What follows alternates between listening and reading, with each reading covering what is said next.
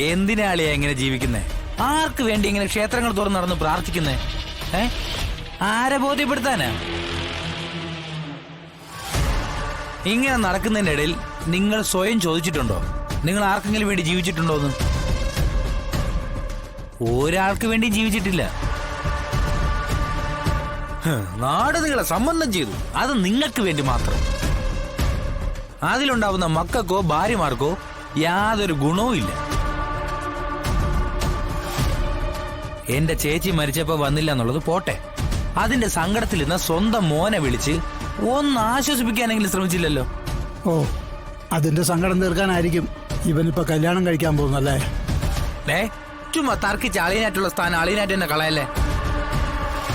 സ്വന്തം മകന്റെ ജീവിതത്തിൽ നടക്കാൻ പോകുന്ന ഏറ്റവും നല്ല മംഗളകരമായിട്ടുള്ള കാര്യം ഇത്. അതിൽ പങ്കുകൊണ്ട് അവനെ അനുഗ്രഹിക്കേണ്ടതിന് പകരം വെറുതെ ചുമ്മാ അതും ഇതും പറഞ്ഞ് ശത്രുത ഉണ്ടാക്കുന്ന എന്തിനാ? അളിയൻ ഇപ്പൊ വന്നില്ലെങ്കിൽ അവന്റെ കാര്യങ്ങൾ നടക്കും. പക്ഷേ അത് നിങ്ങളുടെ സാന്നിധ്യത്തിലാവുമ്പോ അതിന്റെ വിലയൊന്ന് കൂടും. സ്വന്തം മകൻ ബന്ധു വീട്ടിൽ ജീവിതകാലം മുഴുവൻ ഒരു ചോദ്യചിഹ്നമായി അച്ഛന്റെ പേര് മുഴങ്ങി കേൾക്കണ്ടെന്നുണ്ടെങ്കിൽ ഇപ്പൊ ഞങ്ങളോടൊപ്പം വരണം. കാര്യങ്ങൾക്കൊക്കെ ഒരു തീരുമാനം ഉണ്ടാക്കണം. കടമകൾ മറന്നുകൊണ്ട് ജീവിച്ചിട്ട് അവസാന കാലത്ത് മകന്റെ ഏറ്റവും പ്രധാനപ്പെട്ട ഒരു കാര്യത്തിന് പോകാൻ പറ്റിയില്ലല്ലോ എന്നൊരു നിരാശ ഉണ്ടാവാൻ ഇടവരരുത്. ആ ഒരു ദുഃഖം നിങ്ങൾ ഏത് ക്ഷേത്രത്തിൽ പോയി കുളിച്ചു തൊഴുതാലും നിങ്ങളെ വിട്ടുപോവില്ല. ഞാൻ പറയാനുള്ള പറഞ്ഞു, ഇനി അളിയന്റെ ഇഷ്ടം.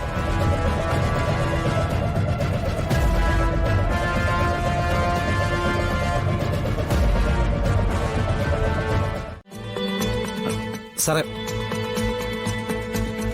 യെസ്, വരൂ.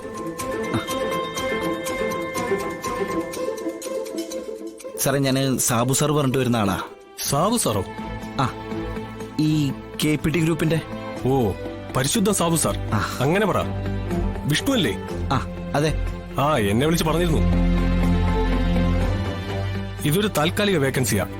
നിലവിലുള്ള ജീവനക്കാർ ലീവ് എടുത്ത് പോകുമ്പോ മാത്രം, അവരുടെ ഒഴിവിലേക്ക് മാത്രം വരുന്നൊരു ഒഴിവ്. ആ, അത് പറഞ്ഞിരുന്നു.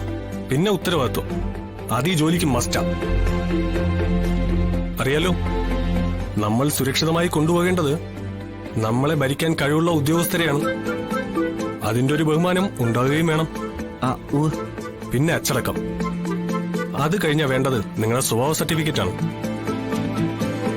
അത് പക്ഷേ എനിക്കിവിടെ തന്നിരിക്കുന്നത് KPT ഗ്രൂപ്പിന്റെ ചെയർമാനായ സാബു വർഗീസ് സാറാ. സാറ് ഒന്നും അറിയാതെ എന്തായാലും ഒരാളെ എന്റെ അടുത്തേക്ക് വിടില്ലല്ലോ. ആ ഒരു ഓർമ്മ വിഷ്ണുവിനും ഉണ്ടാവണം. ആ, അതുണ്ടാവും സാർ. ഞാനൊരു ഫോട്ടോ കൊണ്ടുവരാൻ പറഞ്ഞിരുന്നു. ആ, കൊണ്ടുവന്നിട്ടുണ്ട്.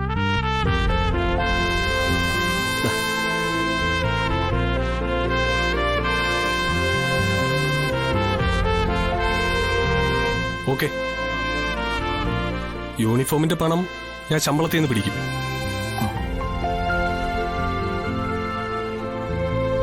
ഇതാ യൂണിഫോമാണ്.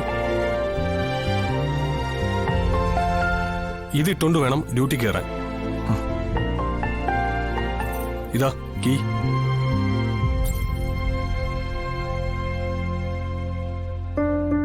വണ്ടി പുറത്ത് കിടപ്പുണ്ട്. ഓ, എന്നാ okay. Best of luck. Thank you sir.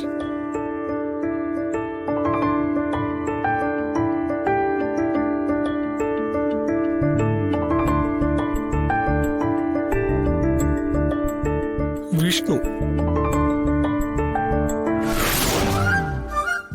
ഇയാളുടെ ഡ്രസ് വെള്ളയോ? ആ. അയ്യോ, എന്തേ?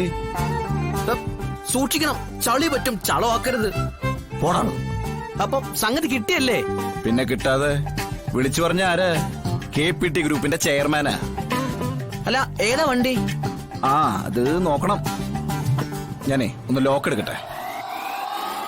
എനിക്കുള്ള വണ്ടി ഇവിടെ എവിടെയോ കിടപ്പുണ്ട്.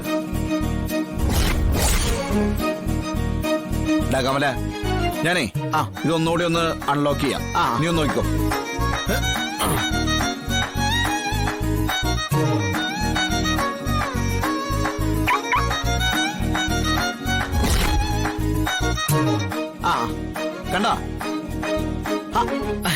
അച്ഛനെ അത് തന്നെ വാഹനം. ഏത് പിറകന്റെ ആയിരിക്കാവോ? അച്ഛന് ഭാഗ്യമുണ്ടെങ്കിൽ സർക്കാർ ഉദ്യോഗസ്ഥരിൽ ഏറ്റവും വലിയ കൈക്കൂലിക്കാരന്റെ വണ്ടിയായിരിക്കും ഓടിക്കാൻ കിട്ടുക. അപ്പൊ നല്ല കിമ്പളവും കിട്ടും.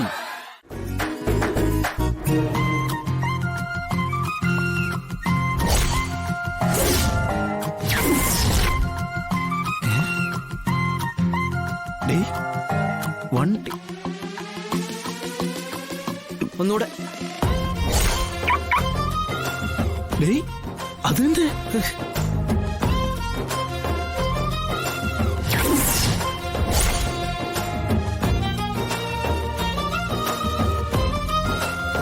അച്ഛനെ പണിപ്പാളി. പരവേഷ്ണേട്ടാ, എന്തോ മനസ്സിൽ കണ്ടോണ്ടാണല്ലോ ഈ സംസാരിക്കുന്നത് മുഴുവൻ. ഒരു ചെറിയ ചൂണ്ട ഞാൻ എറിഞ്ഞിട്ടിട്ട് തന്നെ സംസാരിക്കണേ കേട്ടാ. അത് കിട്ടിയാലുണ്ടല്ലോ ഈ വിഷ്ണു ഒരു കലക്ക് കലക്കന്റെ മോളെ. അതെന്താന്ന് പറ, ഞാനും കൂടെ അറിയട്ടെ മോനെ. അത് സസ്പെൻസ്. ശേഷം വെള്ളിത്തിരി.